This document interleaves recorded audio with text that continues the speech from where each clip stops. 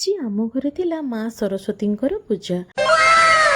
ଆଜି ଘରେ ଏତେ ସବୁ ପ୍ରିପାରେସନ୍ କାହିଁକି ହେଇଛି ଭିଡ଼ିଓଟି କଣ୍ଟିନ୍ୟୁ କଲେ ଆପଣମାନେ ନିଶ୍ଚିତ ଜାଣିପାରିବେ। अच्छा ହ୍ୟାଲୋ ହାଇ ଫ୍ରେଣ୍ଡସ୍, ଜୟ ଜଗନ୍ନାଥ। ସକାଳୁ ସକାଳୁ ସମସ୍ତେ ନିତ୍ୟକର୍ମ ସାରି ଦେଇ ମାଙ୍କର ମୂର୍ତ୍ତି ଆଣି ମାଙ୍କୁ ସ୍ଥାପନା କରିଦେଇଥିଲୁ। ଆଉ ପୂଜା ପାଇଁ ଯାହା ସବୁ ସାମଗ୍ରୀ ଦରକାର ସେସବୁକୁ ମଧ୍ୟ ସଜେଇ ରଖିଥିଲୁ। ଏଇ ଭିତରେ ନନା ବି ଆସି ଯାଇଥିଲେ। ସେ ପୂଜାର ପୂର୍ବ ପ୍ରସ୍ତୁତି ପାଇଁ ପଞ୍ଚବର୍ଣ୍ଣ ମୁରୁଜ ପକାଉଥିଲେ। ଆଉ ମୋ ଝିଅକୁ ଲାଗୁଥିଲା ସେ ରଙ୍ଗୋଲି ପକାଉଛନ୍ତି, ଯୋଉଥିପାଇଁ କି ସେ ତାଙ୍କ ସହିତ ମିଶି ରଙ୍ଗୋଲି ପକେଇବାରେ ଲାଗି ପଡ଼ିଥିଲା। ତାପରେ ପୂଜା ଆରମ୍ଭ ହୋଇଯାଇଥିଲା। ତ ଆପଣମାନେ ଭାବୁଥିବେ ଏବେ ତ ସରସ୍ୱତୀ ପୂଜା ନୁହଁ, ମାଙ୍କର ପୂଜା ଏବେ କାହିଁକି କରାଯାଉଛି? बात तो सही है।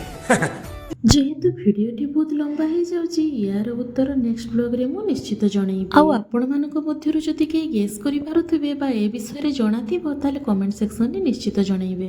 ଜୟ ଜଗନ୍ନାଥ।